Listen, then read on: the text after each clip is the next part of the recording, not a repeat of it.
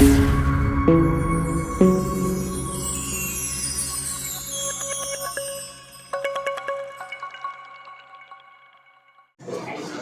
میں پہلا سوال جو ہے جناب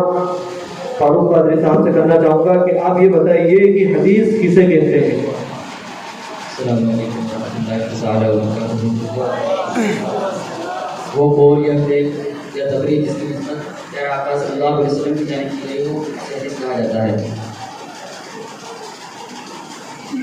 جو ہے ان کا جواب بالکل درست ہے،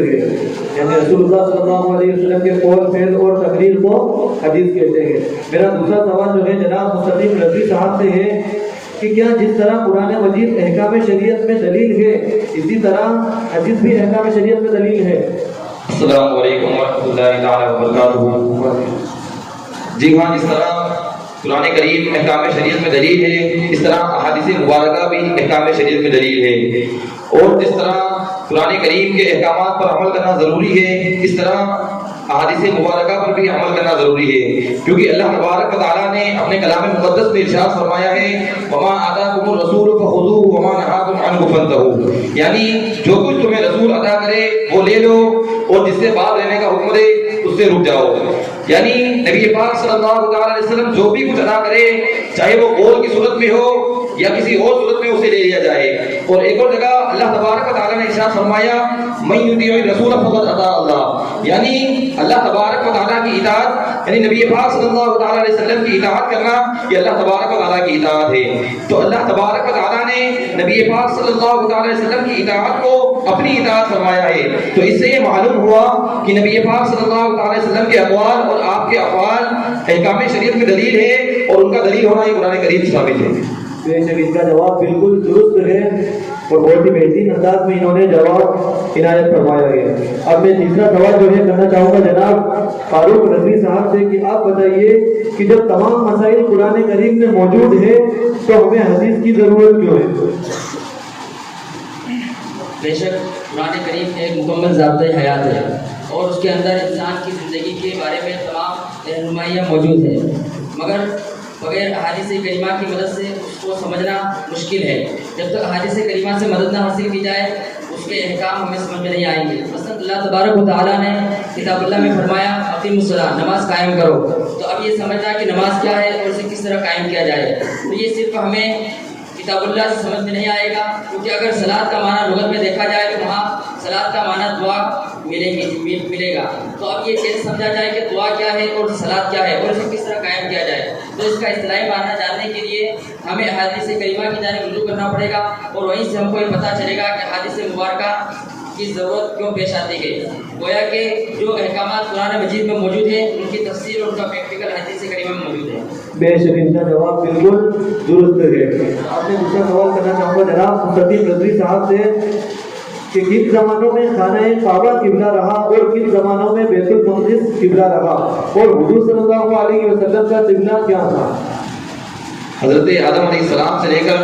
حضرت موسیٰ علیہ السلام تک کعبہ معظمہ قبلہ رہا، پھر حضرت موسیٰ علیہ السلام سے لے کر حضرت عیسیٰ علیہ السلام تک بیت المقدس قبلہ رہا۔ نبی پاک صلی اللہ تعالیٰ علیہ وسلم جب مکہ مکرمہ میں تھے تو آپ کو یہ حکم تھا کہ آپ کعبہ معظمہ کی طرف رخ کر کے نماز پڑھیں، پھر جب آپ مدینہ شریف تشریف لائے تو آپ کو یہ حکم ہوا کہ بیت المقدس کی طرف ہو کر کے نماز پڑھیں، اور آپ نے غالباً 16 یا 17 ماہ تک بیت المقدس کی طرف منہ کر کے نماز پڑھی۔ پھر ایک مرتبہ آپ مسجد ذوالقبلتین کے اندر ظہر کی نماز کے درمیان آپ پر وحی نازل ہوئی کہ اے محبوب اپنے روح کو کعبہ معظمہ کی طرف پھیر لو، اور آپ کا قبلے کا تبدیل ہونا یہ اس وجہ سے تھا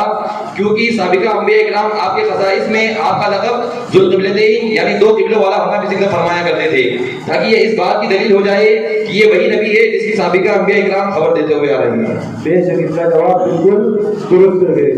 اب میں سوال کروں گا جناب فاروق رضوی صاحب سے کہ آپ بتائیے جب اسلام امن و امان کی دعوت دیتا ہے تو پھر اسلام میں جنگ کیوں جائز ہوئی؟ نیز اسلام میں سب سے پہلی جنگ کون سی ہوئی؟ جی ہاں بالکل، اسلام امن و امان کی دعوت دیتا ہے، مگر اسلام میں جنگ کے جائز ہونے کی وجہ یہ ہے کہ جو لوگ اسلام کی جانب مائل ہوتے تھے اور جو لوگ اسلام کو قبول کر چکے تھے کفار قریش کو طرح طرح کی ایذائیں پہنچایا کرتے تھے، مثلا حضرت بلال رضی اللہ تعالیٰ عنہ اور حضرت خباب رضی اللہ تعالیٰ عنہ، جو ان کو صرف اسلام लाने की वजह से बेशुमार तकलीफ का हमें सामना करना पड़ा, और उनकी तकलीफ यहीं तक नहीं रुकी बल्कि उन्होंने नबी पाक सल्लल्लाहु अलैहि वसल्लम को भी तकलीफें पहुँचाना शुरू कर दी थी। इस्लाम के तहफ़्फ़ुज़ और मुसलमानों की जान माल की इज़्ज़त और आबरू की हिफाजत के लिए इस्लाम में जंग को जायज़ किया गया, और इस्लाम में सबसे पहली जंग बद्र है। इसका बुनियादी सबब ये था कि अब्दुल्लाह बिन जहश ने अम्र बिन हज़रत को कत्ल कर दिया था, जो कुफ़ार कुरैश का बहुत बड़ा आदमी था। उसके बाद ये मामला यही खत्म हुआ। फिर जब अबू सुफियान का लश्कर मदीने की गलियों से मदीने से गुजर रहा था, जिसके अंदर कुफ़ार कुरैश का मालिक तिजारत का सदस्य था और उसकी कमांडरी अबू सुफियान के हाथ में थी। जब मुसलमानों को ये बात मालूम हुई कि कुफ़ार कुरैश का एक काफ़िला यहाँ से गुजर रहा है, तो नबी पाक सल्लल्लाहु अलैहि वसल्लम और आपके साथ चंद सहाबाए किराम उस काफ़िले के तआक़ुब के लिए तशरीफ़ ले गए। जब अबू सुफियान को खबर मालूम हुई कि मुसलमान हमारे काफ़िले के तआक़ुब में हैं, तो अबू सुफियान ने कुफ़ार मक्का को एक खबर भिजवा दी कासिद के ज़रिए कि तुम लोग अपने माल की हिफाजत करो, क्योंकि तुम्हारा माल मुसलमानों के हाथ लगने वाला है और वो तुम्हारे माल को लूटने के लिए आ रहे हैं। यहीं तक कि अबू सुफियान ने खबर के बाद भिजवाई और खुद अबू सुफियान दूसरे रास्ते से बचकर निकल गए। उसके बाद जब कुफ़ार मक्का और मुसलमानों का सामना हुआ, जब पर लड़ाई हुई और अल्लाह ताला ने मुसलमानों का दिल शान से नवाज दिया। बेशक इनका जवाब जो है बिल्कुल दुरुस्त है। अब मैं एक और सवाल करना चाहूँगा जनाब मुस्तफ़ी रज़ी साहब से कि नबी सल्लल्लाहु अलैहि वसल्लम ने सबसे पहले कौन सी मस्जिद तामीर फरमाई, और क्या आप सल्लल्लाहु अलैहि वसल्लम ने किसी मस्जिद को मुनहदिम करने का हुक्म दिया? नबी पाक सल्लल्लाहु अलैहि वसल्लम ने सबसे पहली मस्जिद कुबा में तामीर फरमाई।